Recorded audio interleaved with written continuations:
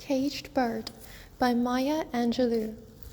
A free bird leaps on the back of the wind and floats downstream till the current ends and dips his wing in the orange sun rays and dares to claim the sky.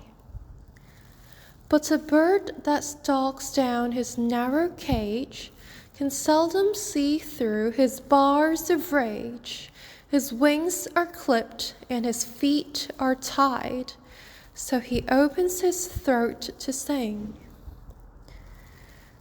The caged bird sings with a fearful trill of things unknown but longed for still, and his tune is heard on the distant hill, for the caged bird sings of freedom.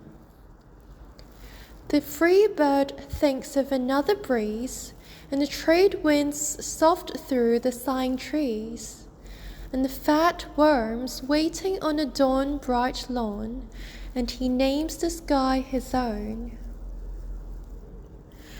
But a caged bird stands on the grave of dreams.